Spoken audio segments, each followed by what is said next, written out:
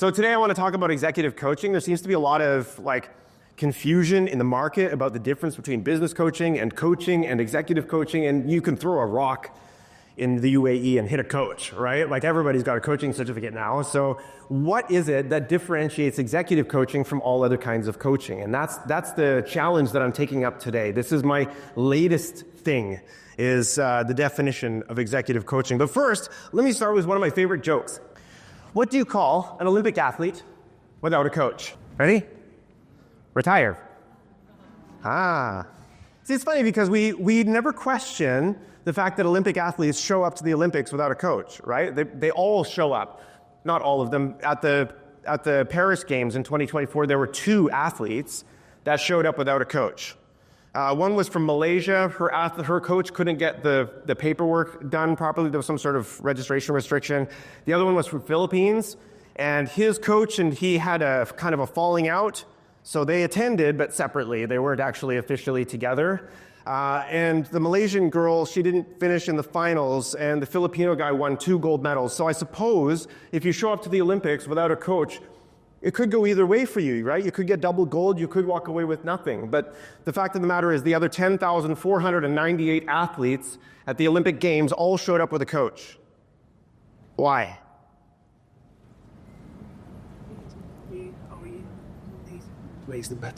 Because it makes them better. Because that is the highest level of human performance in that particular discipline, right? But first, let's find out from the top executives in the world, some of our biggest voices, does coaching actually work? Well, yeah. Good coaches provide a truly important service. They tell you the truth when no one else will. Do you know who said that? Jack Welch, chairman and CEO of GE. Now, I don't know if I'm qualified to be Jack's executive coach or not. Jack would have to make that determination. But what I do know is the board of directors at GE during those years when he was chairman and CEO would probably want to know the qualifications of anybody that Jack was saying had the right to tell him the truth when no one else would. That is an Olympic level athlete in business. And executive coaching is Olympic level coaching in business. And we need to differentiate between those things. And you as entrepreneurs, you know this. If you think of yourself as an Olympic level athlete in business, this is for you. Otherwise, maybe just scroll Instagram for a little bit, and we'll come back to you. We would never send an Olympic athlete to the games without a coach. So why do we send our CEOs into business every day without a coach? I don't understand that.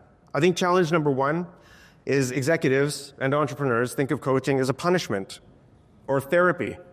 I've actually heard this from Howard, an executive coach here in Dubai, actually. He was the former EMEA CEO of Stigma Group Healthcare. I don't know if you're familiar with the company, but he's the former CEO, and he said during his 30 years of tenure, he never once considered executive coaching for himself as anything other than remedial.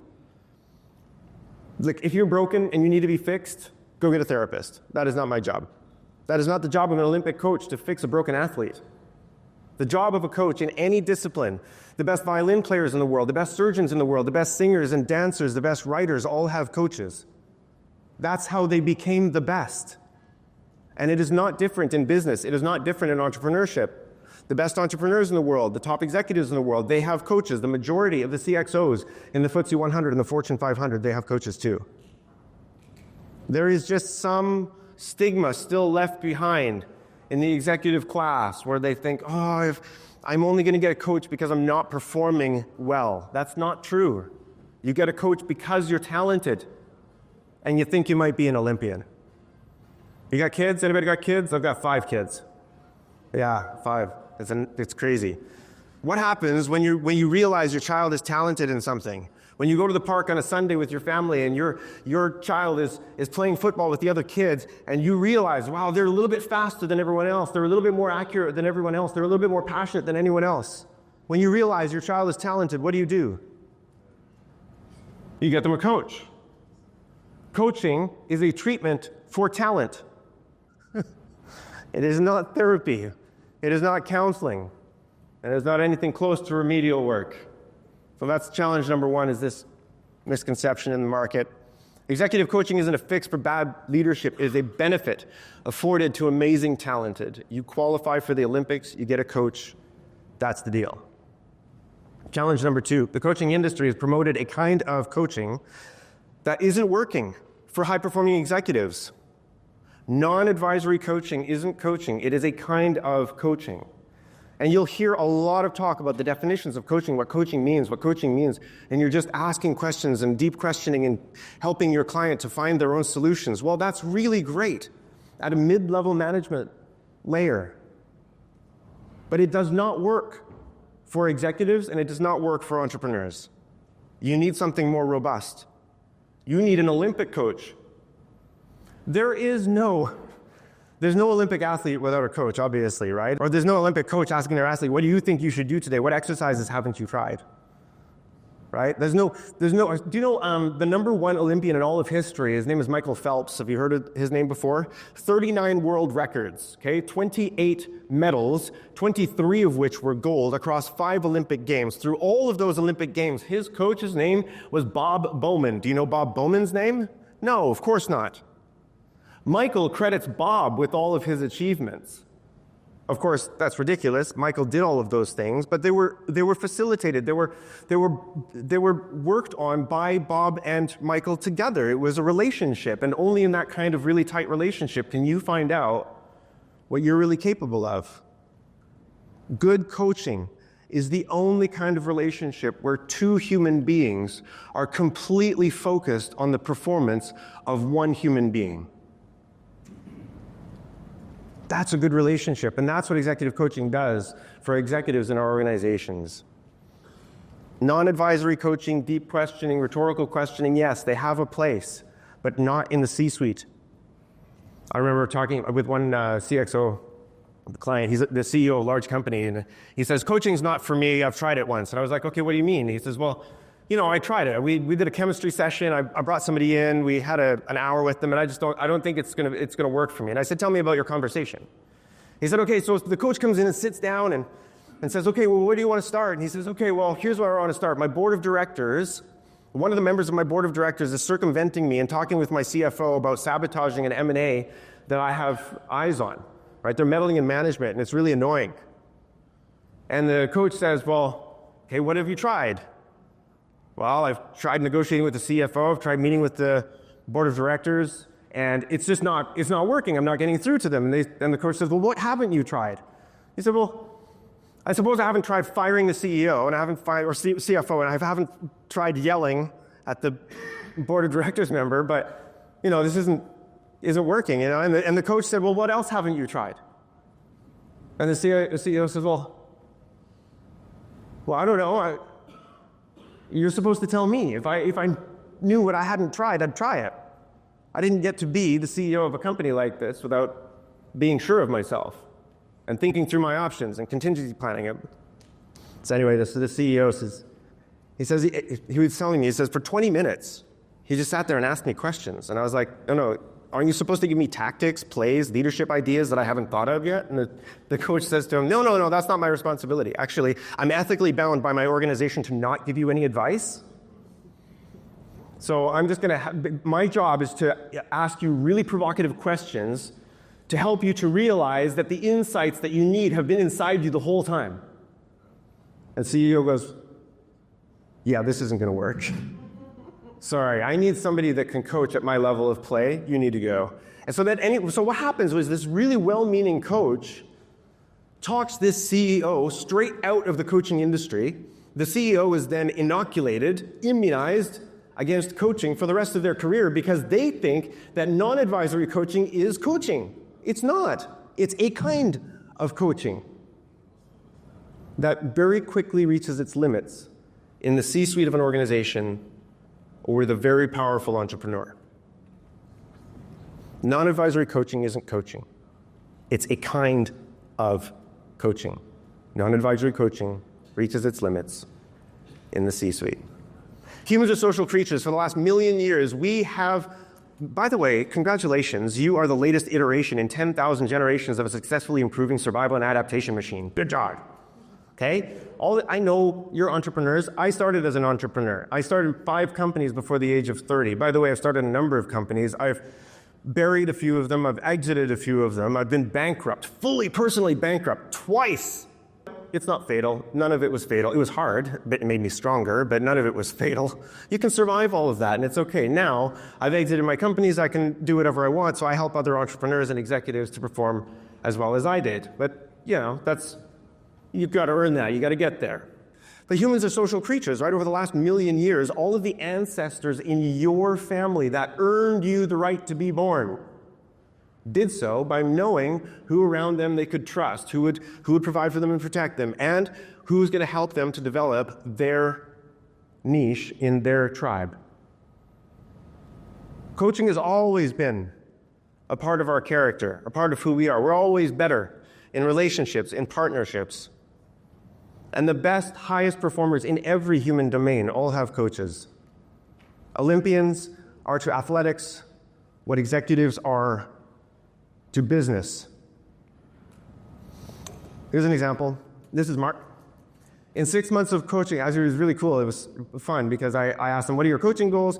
He says, I'm gonna do this and this and this and this. Within 6 months, he had a raise, a promotion. He had more work-life balance. He was spending more quality time at home with his wife and kids. He'd started his MBA. He completed his PMP certification. This is just 6 months of having somebody next to you saying, yeah, you can do it, and this is how it's done. The interesting thing is, as soon as you get those measurable benefits, they've changed the trajectory of your life. So today it's 1%, but in 10 years from now, you're living on a totally different planet than you would have otherwise if you didn't have that influence in your life. So last year, in 2024, I ran an experiment. I did 4 of the CXOs and 2 of the GCXOs at EAND. It's one of the largest organizations here in the UAE. I did coaching for them, and we calculated the ROI on that coaching. And I can teach you how to calculate ROI on executive coaching if that's interesting to you. I'm not going to do that today. Over the course of 2024, the ROI on my executive coaching with those 6 positions ranged between 53x and 901x, and I did not compromise on my fees to get that multiple. Fact of the matter is it works. It's profitable. You live higher quality life. Your company gets more money. Coaching is a thing because coaching works. But there's a misunderstanding about where coaching belongs, executive coaching specifically. And so I've kind of been thinking about this a lot lately. And you'll see here my friends at ICF. So if you're an ICF certified coach, this is your coaching. There it is. Somewhere between silence and holding space and deep questioning, model questioning, rhetorical questioning. This is great. Absolutely fantastic.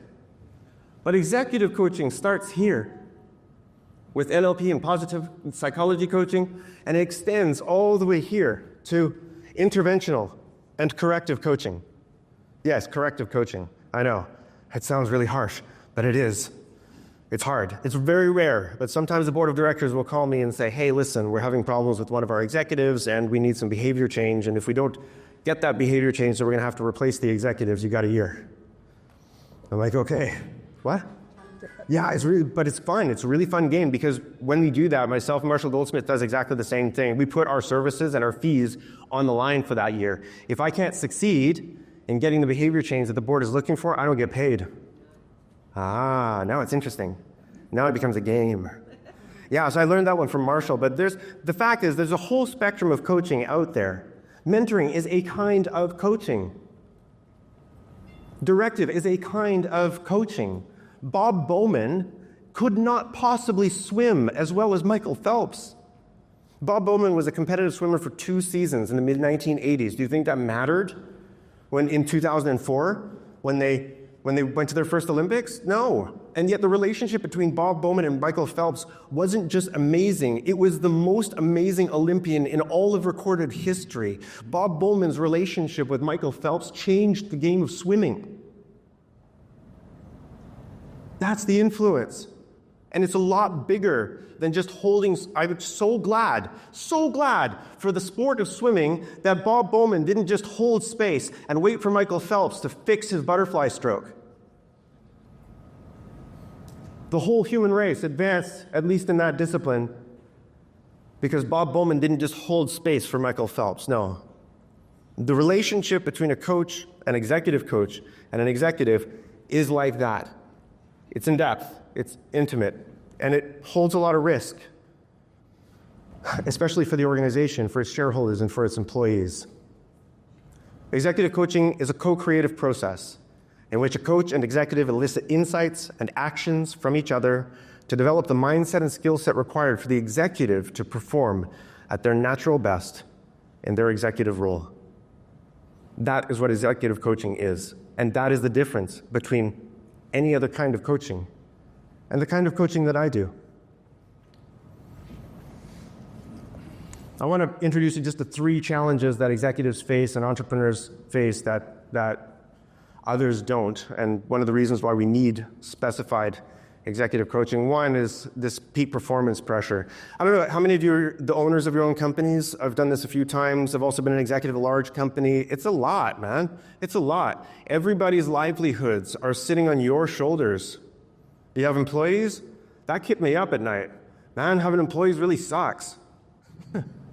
I mean, I love my team, but wow, the weight of responsibility for holding their livelihoods and the success of that organization, it's a lot. Imagine if you had 10,000 families, 80,000 families, 120,000 families, or like my friends at Tata, 1.2 million families in your care, counting on you for your leadership. We don't make this distinction often enough, but Olympians like Michael Phelps, they train 90% of the time, and they perform 10%. Executives, entrepreneurs, we're on the field all the time. Barely enough time for training, which makes the choice of coaching, the choice of training, at least 9 orders of magnitude more important for an executive than it is for an Olympian. And yet we still don't pay attention to that as a strategy piece. The stakes are higher in business than they are in Olympics. If Michael Phelps misses a gold medal, boo-hoo, right? You missed a gold medal, your nation is disappointed for 10 minutes. So what? One of the executives at EAND has a bad day, 1,000 families lose their livelihoods.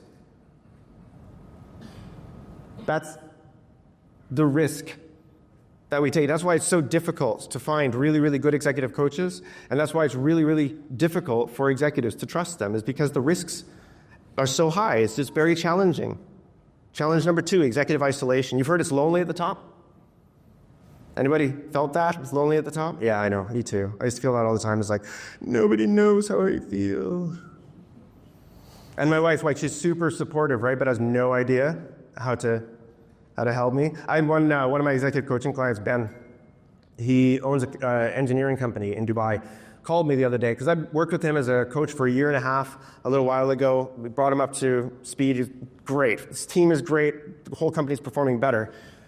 So it was performing so much better that he actually made plans to buy out his largest investor. And so he calls me and he says, Corey, I need to meet with you. And I'm like, okay, cool. He says, just an impromptu coaching conversation. Once you're the coach, you're always the coach. So I'm like, fine, let's sit down, have coffee. And he goes, and he's starting to tell me about how he wants to buy out this investment. He's super excited about the scaling that they've done and everything. And he says, yeah, I just need to talk to you. And I said, I know, because your wife, though she's lovely, absolutely a wonderful woman and very supportive, she has no idea how to deal with equity share management. And he's like, yeah, got it. I'm like, okay, I can do that. He just needed somebody to talk to about it, and he needs somebody competent to talk to about it, and that's part of the isolating nature of it. The other thing is, like, at the very end of the day, your authenticity as an entrepreneur or as an executive bites you in the ass. It's not a good thing to stand up in front of your team and say, actually, I've got imposter syndrome today. Okay, that kind of vulnerability is not going to add to your bottom line. Imagine what would happen if, like, Sundar Pichai or one of the big CEOs just kind of went up on TV and goes, yeah, you know what, AI is changing things so fast, I'm not quite sure where we're going with all of this. Yeah? That doesn't instill confidence. That level of vulnerability, that level of authenticity, doesn't instill confidence. There's a point at which, as an executive or as an entrepreneur, your level of authenticity and vulnerability will hurt you because it erodes the confidence that your team needs in you in order to perform at their natural best. So yeah, I know Simon Sinek is brilliant, right? Like, he's my empathy guru, and he's like, oh, leaders need to be vulnerable, they need to be empathetic, and they need to be transparent. And I'm like, yeah, there's a limit to that. And that's where good coaching comes in handy, because I would fully say for 80 to 90% of all of my coaching clients, within 3 months, I am their principal confidant. I'm the person in their life that knows the most. Because they need it. They need to be transparent. They need to be authentic. They need to get it out. And they need somebody competent in business to get it out with because, well, that's their domain. That's where they're competing. And no, it's not just a job. It's half of their life every day. And they're never going to get any of that time back. And they want that time to be as meaningful for them as it is for you. Last challenge, external objectivity. I know that there's a lot of talk about internal coaching these days. It's funny. I did a masterclass, was it a year ago, 2 years ago? Gotham arranged it for me with all of the CHROs of Tata Group. It was really fun. They were doing 3 days of training to become ICF certified as CHROs. So 20 CHROs representing 1.2 million employees were in the room. And they were doing this 3 days of training to be ICF certified, which is great, and I completely support that. Okay, and then they asked me to do a masterclass specifically on executive coaching, and this was one of the things that I brought them. It was hard because in the very beginning I just said to them, look, I love ICF, and I completely support the certification, but you cannot use it to coach your executives. Anybody with a C in their title and an O at the end, anything between chief and officer, you cannot coach them. And they're like, well, why? Why can't we do it? And I said, well, first of all, you're not qualified. Secondly, they will lie to you. They will look you straight in the face and tell you they have no exit plans. They have no imposter syndrome. They're completely confident about their strategy. And they didn't get to where they are by ever being fully transparent or authentic with anybody from HR, ever. And they're like, right. I'm like, okay, so what do you need? Yes, you need competence, that's fine. You need education and certification, that's great. But you also need somebody that's just outside. The external objectivity of an executive coach is what makes coaching work for executives. Internal coaches at the executive level will not work. Lower levels, yes. L-2 and down, fine, no problem. Yes, internal coaching works because they have internal mentors already in the organization. The deputy CFO has the CFO. As soon as you become CFO, who do you have? That's it. For the very first time in your career, as soon as you become CHRO, you are the highest level of competence in HR, in that organization. You represent that discipline for this organization, for all of these hundreds of families, thousands of families, whatever it is. That's it. It's you. There's no mentors left. That's the top of the ladder. So having somebody external is really important in making sure that this works. So much so that I would tell you very clearly, in any organization, internal executive coaching is a myth. It doesn't happen.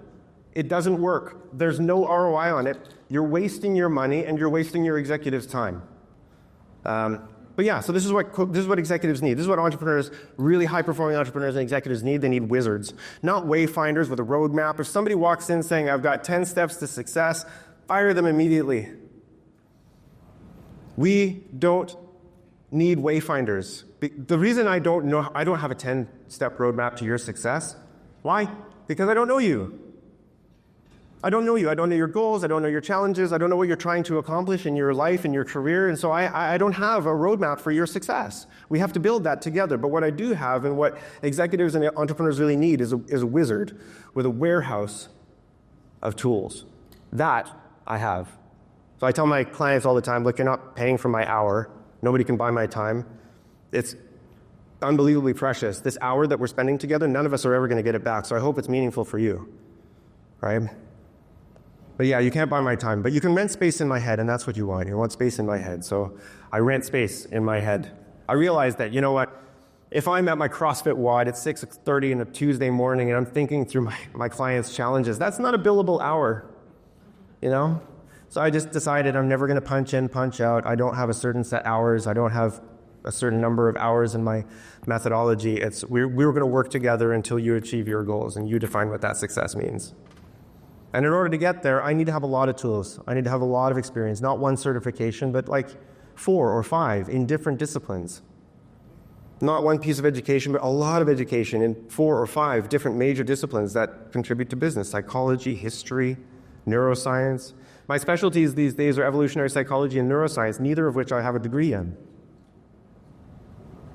Or yeah, that's because really good executive coaches are competency collectors. They learn how to do it.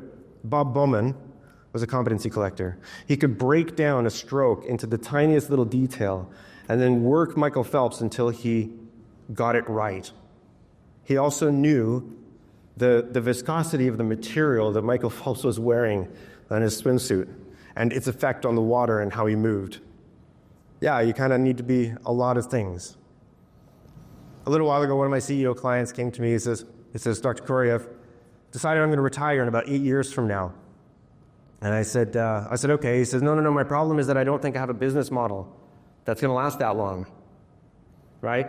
The shift to electric vehicles, our company is a little bit behind the shift to autonomous driving. Our company is a little bit behind the shift to green energy. Our company is a little bit behind. I don't know what I'm going to be doing if it's going to last 8 years. And I've got 6,000 families in my care, and I really need someone to talk to about it. And I can't tell the board of directors that I don't know where I'm going. Okay? And I can't tell my executive committee that I'm unsure about our next steps, but I am. I'm unsure about our next steps, and I don't know where we're going, and I don't have anyone to talk to, and please, can we just talk? Can you imagine that? Can you imagine that pressure, going to sleep every night with 6,000 families' livelihoods resting on your head, and you being unsure? That insecurity, that imposter syndrome, with knowing there's no one to talk to about it. Who are you going to talk to? Anyway, within 6 months, we came up with a strategy for helping to disambiguate the entire fourth industrial revolution for him. And fine, yes, he's changed course. We came up with 9 major strategic initiatives, which he's already implemented. This was more than a year ago, and they're doing very well. Their market share is expanding now, which is great. Tech sector CEO, this was a hard one. This is one of the reasons where I realized, business is personal, and there's no separating myself from what I do. I walked into my CEO's clients. He had 35,000 employees, and he was managing an acquisition of another 6,000 employees.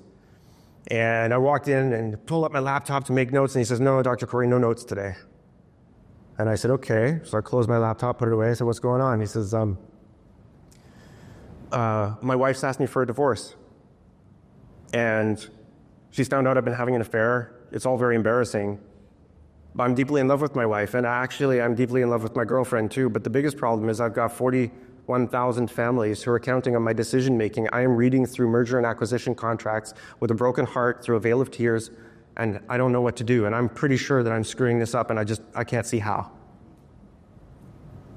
I said, well, do you have a counselor? Do you have a therapist? Of course, that's my natural next question, right? He says, look, my therapist wants me to try to understand why I had the affair. I don't have time for that. I am right now, he says, when you leave my office, I am right now reading through acquisition contracts I am responsible for. There's 41,000 families on the line. My therapist cannot help me. You are my coach. What have you got? That's not the time for me to say, hey, it's not really my domain. I'm going to just encourage you to seek counseling elsewhere. No. I have training and reading in cognitive behavioral therapy and neurolinguistic programming. I have tools for this. I am a certified master neuroplastician. I have tools for this. I created a protocol for him on the spot that would allow him to deal with major emotional triggers that were unpredictable, and they would just hijack his attention. I created a neuroplastic protocol right there for him to follow, at least for the rest of the week, so he could get through the contract reading.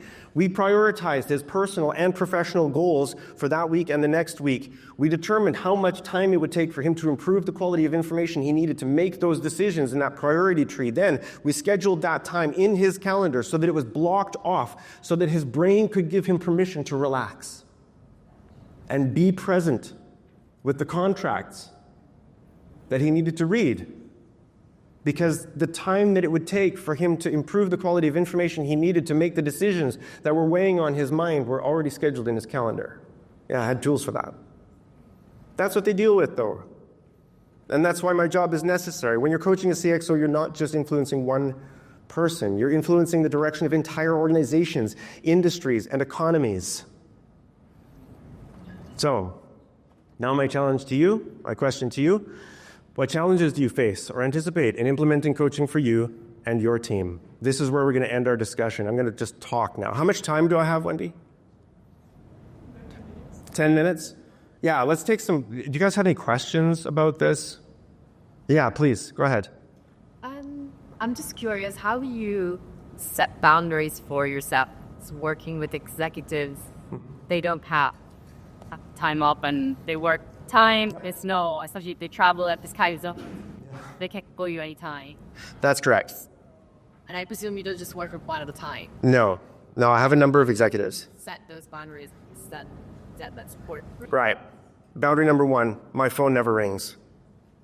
Okay, I have no notifications on any of my devices. I have no ring on my phone. You cannot reach me whenever it's convenient for you. I call all of my clients back within 24 hours. They have full right to reach out to me, phone, WhatsApp, email, and I respond to them as soon as I can, always within 24 hours, and I don't take time off. None of my 10,000 generations of ancestors earned me the right to be born by retiring. Okay, they took a weekend. They slept 7 hours a night. That's a best practice. But work-life balance is a myth. You are entrepreneurs. You know this. And it is exaggerated in the executive suite, right? Do you ever think that, in all of history, did any king ever get a good night's sleep? I don't know. Yeah, so the fact is, I don't set boundaries. I rent space in my head. My clients live with me for as long as they're paying rent. And that means I dream about them, and I wake up in the morning thinking, oh, this is a good idea, or oh, what about that? And it means that when I'm on my morning run, I'm thinking through their issues and trying to solve their problem and trying to improve their performance. And yeah, that's here. That's not here. You know? Those boundaries don't exist. Sorry. Yeah. I know. And it's hard because I do become intimately connected with them. I'm emotionally involved. It's not romantic. I shouldn't have to say that. But yes, I'm emotionally involved with my clients. Their performance is my business. Bob Bowman and Michael Phelps were like this. They loved each other. And sometimes they hated each other, but most of the time they loved each other. And that powerful friction is what advanced the game of swimming for the entire human race. Who's next? Yes. Do you ever find an instance where you would say, I don't have the skills, something too remote or specific? Yes. But then I say I will learn them, and I will come back with them for the next session. This is not in my area of expertise, but I can learn this within the next 4 weeks or within the next 2 weeks. I will come back with a set of tools for you, so you don't have to do it. My job is to digest as much information as possible so they don't have to. But that's exciting for me because then I get to go and collect a new competency. Yeah, sure. Yeah. So sometimes you get somebody who's not necessarily related to their skill set. Correct. But they've got broader general skills. Like the cycling coach did really well with a professional football team. That's right. So that's different. Changing from one discipline to another. I would never change from business to football. Right? I'm a business coach. I'm an executive coach. For me to step out of executive coaching and into athletic coaching is the same as like you saying because you can coach your son's football team on the weekend that you can coach an Olympic football team. It's ridiculous. You can do it with all of your skill and all of your talent and all of your passion. They will not derive value from your input. I'm sorry, you don't coach at their level of play. I don't have to play my clients' games the way that they play or as well as they play, but I do have to be able to coach competently at their level so that their level of play improves as a result of my influence. And if I can collect a competency because they need it, and I can digest it into something that's a very quick protocol for them. They don't need to understand all of the art and science behind it. They need a protocol. They need tactics. They need to know that when they hit the field running, if they do this, they'll score better. That's it. So if I can collect the competency that helps them do that, I'll do that. Yes? How do they overcome the barrier of resistance to change? You can't. The good news is you can't. But the other good news is that the resistance to change is also in competition with another one, which is adventure, right? We have in our heads actually two halves of our brain. One is very chaos-oriented. The right side of the brain is art and language and adventure and excitement and colors and singing and music. And the left side of your brain is categories and heuristics and spreadsheets and organization and things like that, right? So we've got, even in our brain has developed so that we have a chaos side and an order side. Okay, so resistance to change means things are becoming too chaotic too quickly. And that's the order side saying, bring it back here, bring it back here. But if it gets too far here, then it becomes boring. Right? Then the chaos side says, this is boring. We need something else. We need adventure. We need excitement. Right? So it's pulling back. And so too much order is tyranny. We hate that. We hate feeling like we're boxed into the same schedule every day, doing the same thing over and over again, not developing. We hate that because we're apex predators. Okay? But on the other side too, we don't like absolute anarchy. That's overwhelming for us. And some of us are living in that state right now where just the complexity of life is so hard.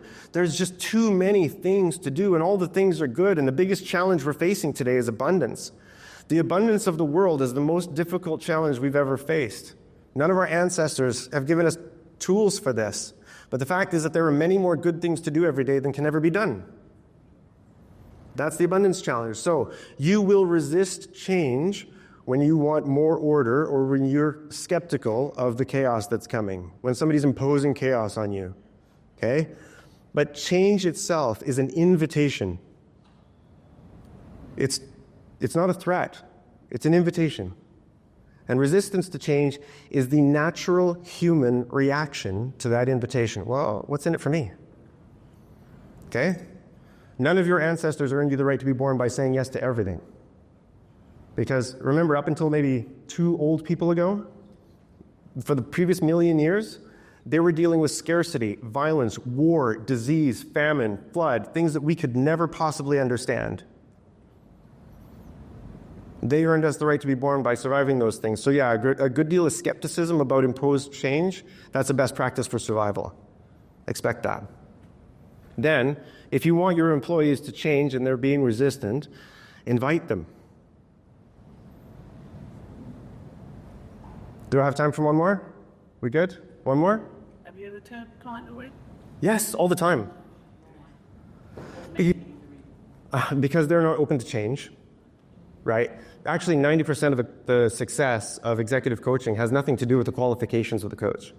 It has to do with the attitude of the coachee toward feedback, change, trying something new. They want to improve. They just don't want to do the work to get there. And I can see that pretty quickly. And I'm like, yeah, look, whatever time I spend with my clients, that's my life. And you and me and Elon Musk, we get 24 hours today. That's it. I don't know how many days I get in my life. I just know that once today is over, it is never, ever coming back. I'm not going to waste it with you if you are not willing to change. Why would I do that? No, I am at the top of my game too. Okay? I am Bob Bowman. You must be Michael Phelps. And how long do you think it takes to see that effect in change? An hour. Oh, to see the change? Yeah. Oh, goodness. My coaching is a minimum of 6 months. That is the minimum amount of rent that I'm willing to let somebody. Yeah, because the quality of information gets better and better over time, and their level of trust in me gets better and better over time. It takes that long to create the kind of momentum where you can see real significant trajectory change. I'm working with one entrepreneur now who, she's a company of maybe 50 employees, but also recognized her need for executive coaching. Honestly, within 2 months, everything is changing. Like, her whole marketing plan is completely different. Her team is speaking to her differently because she's treating them differently. Her adaptation to time, the way she views her time and manages her time is completely different. It's a whole other planet now, and we're only 3 months in. Yeah, like, it doesn't take long, but it starts with the willingness of the coachee to make the changes that they need to make in order to earn the success that they think that they deserve. That's one quick one. A quick one? Okay. There's a lot of people in the room who've already solopreneurs as well. Where Rwanda is a sweet spot for somebody to want to be able to take on someone like the self-executive coaching. A sweet spot. As soon as you realize that your level of talent is Olympic, that's it. right? You've been really good at the regional level. As soon as you think you can go global, that's when you click in, because you're not going to get there otherwise. Nobody does. Conor McGregor has a whole team of coaches. So did Barack Obama. So does Elon Musk. So does Sundar Pichai. Sundar Pichai's primary coach was Bill Campbell, actually.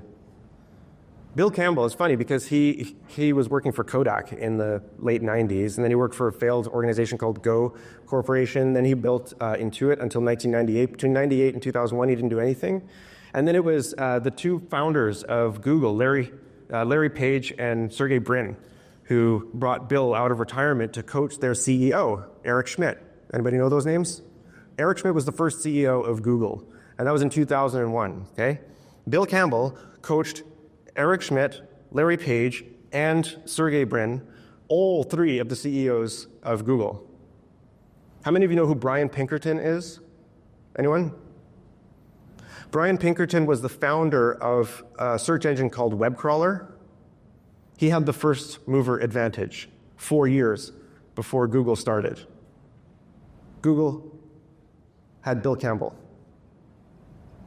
Thanks. I think I've given you, I think I've taken enough of your time. I hope it was meaningful for you because you're never going to get this time back.